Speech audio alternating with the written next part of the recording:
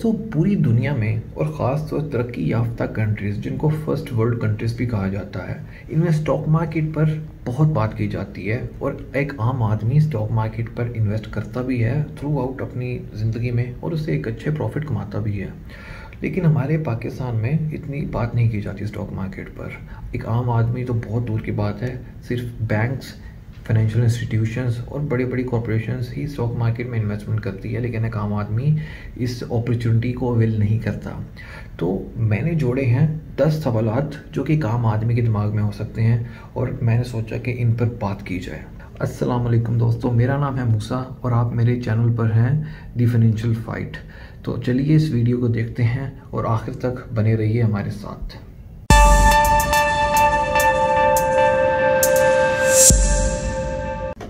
आखिर ये stock market का कॉन्सेप्ट है क्या?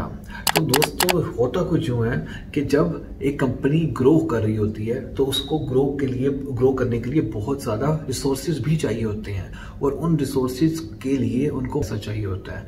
तो उस पैसे के लिए वो बैंक में भी जाते हैं, पर कई दफ़ा होता है कि बैंक से कर्जा लेने के लिए भी आपको अपनी फाइनेंशियल एसेट्स को गिरवी दिखाना पड़ता है या उनके पास एज अ सिक्योरिटी जमा कराना पड़ता है, जो कि आपके पास अक्सर नहीं होते। तो ऐसी कंपनी के लिए बेस्ट ऑप्शन होती है स्टॉक मार्केट। स्टॉक मार्केट में वो कंपनी अपने आप को लिस्ट करवाती है। लिस्टिंग का जो तरीका है दोस्तों, ये कहलाया जाता है IPO, यानी कि इनिशियल पब्लिक ऑफरिंग। IPO दोस्तों एक ऐसा प्रोसीजर है जिसमें कोई भी कंपनी जो इनिशियल फेज पे अपने शेयर्स होते हैं, फॉर एग्जांपल एक कंपनी है जिसके 100% शेयर्स उसके पास हैं, तो वो क्या करेगी, वो स्टॉक मार्केट में अपने आप को लिस्ट करवाएगी। वो ये कहेगी एग्जांपल के तौर पर कि वो 25% ऑफ द होल शेयर्स, यानी कि 100 में से 25% जो उसके शेयर्स हैं वो स्टॉक एक्सचेंज पर लिस्ट करवा देगी और लिस्ट करवाएगी। तो इस प्रोसीजर को कहेंगे IPO, यानी कि इनिशियल पब्लिक ऑफरिंग। लेकिन अगर फर्स्ट टाइम के बाद जब दोबारा सेकंड टाइम या थर्ड टाइम कंपनीज मजीद अपनी इक्विटी को, यानी कि अपनी जो ओनरशिप है उसको डिल्यूट करेगी और अपने मजीद शेयर्स को पब्लिक में दे देगी, तो इसको फिर FPO कहेंगे, यानी कि फर्दर पब्लिक ऑफरिंग।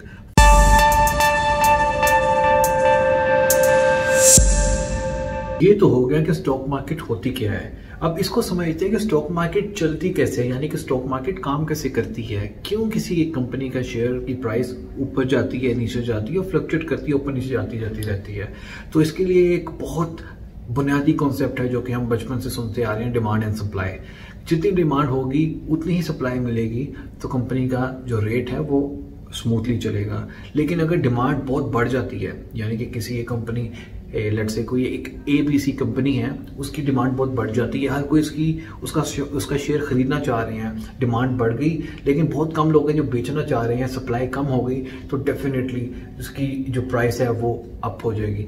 और इसी के उल्टे केस में अगर किसी कंपनी की डिमांड बहुत घट जाती है और सप्लाई बढ़ जाती है, यानी कि बहुत से लोग उस कंपनी के शेयर को बेचना चाह रहे हैं और बहुत कम लोग हैं जिनको उस कंपनी पे यकीन है और वो उस कंपनी के शेयर खरीदना चाह रहे हैं, डिमांड एंड सप्लाई में फर्क आ गया, तो ऑटोमेटिकली इसकी जो शेयर प्राइस होगी वो नीचे आ जाएगी। ये तो थी लॉजिकल रीजन। अब आपको एक टेक्निकल रीजन देता हूँ कि क्यों किसी कंपनी की जो शेयर प्राइस है वो ऊपर और नीचे जाती है। तो दोस्तों कोई भी जो कंपनी जो स्टॉक मार्केट पर लिस्टेड है, उसके लिए ये कंपलसरी है कि वो हर साल में 5 रिपोर्ट्स लाजमी देगी पब्लिकली, हर एक को, शेयर होल्डर्स को भी और नॉन शेयर होल्डर्स को भी। और वो 5 रिपोर्ट्स कौन सी होंगी? पहली रिपोर्ट होगी एनुअल रिपोर्ट। तो दोस्तों जैसे कि आप मेन स्क्रीन पर देख रहे हैं कि एनुअल रिपोर्ट में क्या क्या मेन कंपोनेंट्स होते हैं, तो हम स्टार्ट करेंगे। कंपनी की कॉर्पोरेट इन्फॉर्मेशन होती है जिसमें कंपनी से रिलेटेड जितनी भी इंफॉर्मेशन होती है, वो कंपनी क्या काम करती है, किस इंडस्ट्री में काम करती है और सब कुछ कंपनी से रिलेटेड सब कुछ। कंपनी के प्रमोटर्स कौन हैं, कंपनी के मेन शेयर होल्डर्स कौन हैं, कितने % जो कंपनी के शेयर्स हैं वो पब्लिकली लिस्टेड हैं और कितने % प्रमोटर्स के पास हैं और डायरेक्टर्स के पास हैं। उसके बाद 200 बारी आ जाती है चेयरमैन, CEO और जितने भी मेन एग्जीक्यूटिव्स होते हैं, directors, main share holders, company के प्रेसिडेंट्स, इवन के जो कंपनी के सेक्रेटरीज होते हैं, उनके भी लेटर्स होते हैं जो कि जिनकी जो मेन ऑडियंस होती है वो तमाम के तमाम इन्वेस्टर्स और कंपनी में जितने भी मुलाजमीन होते हैं, कंपनी में काम करने वाले होते हैं, उन सबको ऑडियंस बनाकर इन सब के लेटर्स पब्लिश किए जाते हैं। उसके अलावा दोस्तों कंपनी की जो पिछले साल की जो परफॉर्मेंस होती है परफॉर्मेंस को आप कंपैरिजन किस तरह से करेंगे, तो दोस्तों पिछले साल की जो रिपोर्ट होगी उस रिपोर्ट में अगले 1 साल के उस कंपनी ने अपने हदफ दिए होंगे, यानी कि अपने टारगेट्स दिए होंगे। तो उन टारगेट्स को कितने % अचीव किया कंपनी ने, ये सारी परफॉर्मेंस भी उस एनुअल रिपोर्ट के अंदर दी जाएगी। उसके बाद दोस्तों बारी आती है फाइनेंशियल स्टेटमेंट्स की।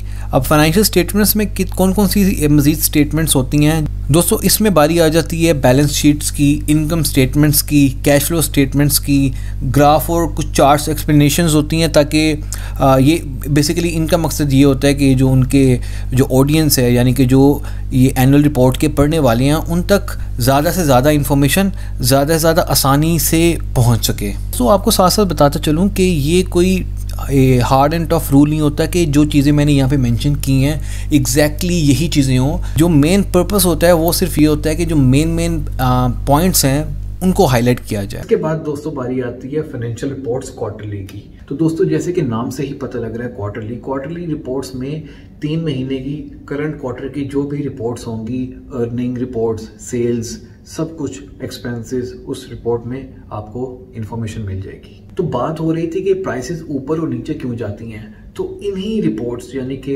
एनुअल रिपोर्ट्स और फाइनेंशियल रिपोर्ट्स और उसके अलावा कुछ हद तक मीडिया में जो न्यूज़ आती हैं, इनकी बेस पर कोई भी कंपनी की जो प्राइसेस हैं वो ऊपर भी जाती हैं और नीचे भी जाती हैं।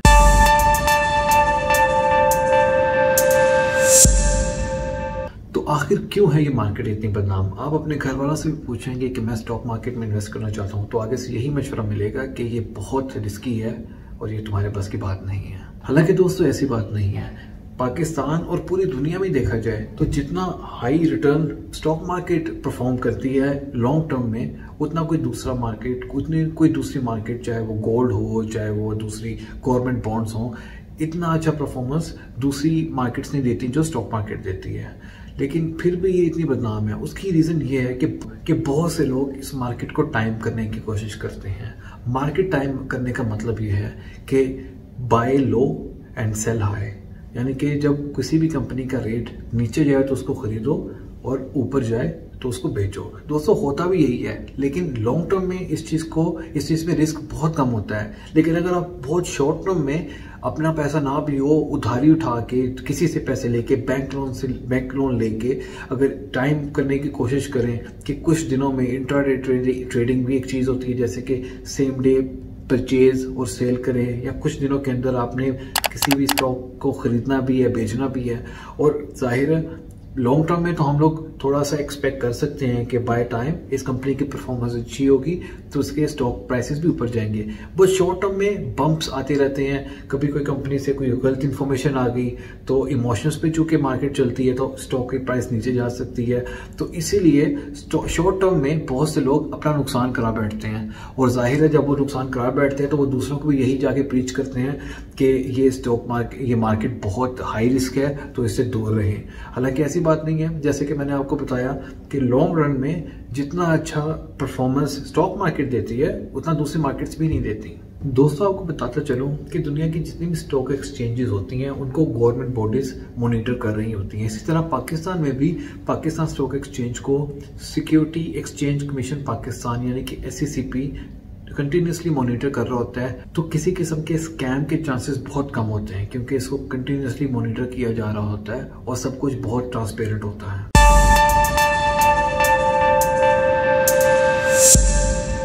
तो दोस्तों when is the right time to invest in the market, when is the right time to enter the market? तो बेस्ट टाइम दोस्तों यही है कि जब मार्केट नीचे गई हो, यानी कि stock prices, overall stock prices नीचे गई हो तो आप मार्केट में एंटर करें, और जब ऊपर गई हो तो आप एग्जिट करें। देखा जाए तो वैसे तो अगर लॉन्ग टर्म में आप इन्वेस्ट कर रहे हैं, आप अपने माइंडसेट को लॉन्ग टर्म के लिए बना लिया है, जो कि एक बहुत मुश्किल काम होता है। लेकिन अगर आप लॉन्ग टर्म के लिए करें तो डेफिनेटली आप मार्केट नीचे जाए ऊपर जाए आपको फर्क नहीं पड़ता। बस कोशिश यही रहती है कि जब नीचे जाए तो आप परचेज करें और उसको लॉन्ग टर्म के लिए लेके चलें।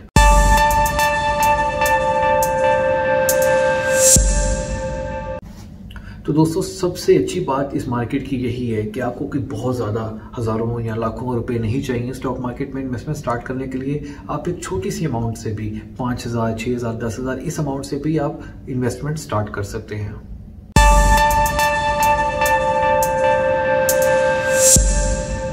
तो मान लीजिए कि आपने इन्वेस्टमेंट कर दी, अब इसके बाद आपको उस पर रिटर्न किस तरह मिलेगा। तो पहला तो कैपिटल गेन, यानी कि जो भी आपने अपना कैपिटल यानी कि आपने इन्वेस्ट की हुई है उसके ऊपर आपको कैपिटल गेन मिलेगा। यानी कि फॉर एग्जांपल 1000 रुपए का आपने एक शेयर खरीदा है किसी भी एक कंपनी का, और 1 साल बाद उस कंपनी की शेयर प्राइस 1250 हो जाती है, यानी कि 25%। तो ये जो 25% इंक्रीज हुआ है इस शेयर प्राइस में, ये आपका कैपिटल गेन होगा। इसके अलावा दोस्तों वो कंपनी उस 1 साल में जो भी अर्न करेगी उसका एक पोर्शन, उस प्रॉफिट्स का एक छोटा सा पोर्शन, ये कंपल्सरी नहीं होता, हर कंपनी यूं नहीं करती, लेकिन कई कंपनी यूं करती हैं कि वो उसका एक छोटा सा पोर्शन डिविडेंड की फॉर्म में अपने इन्वेस्टर्स को दे देती है। अब ये होती बहुत छोटी रकम है, लेकिन अगर आपका इन्वेस्टमेंट थोड़ा थोड़ा करके एक टाइम पे आगे बढ़ जाए तो ये जो डिविडेंड होता है ये भी एक अच्छी अमाउंट है जो आपको ईयरली आती है। कई केसेस में क्वार्टरली भी वो कंपनीज पे करती हैं।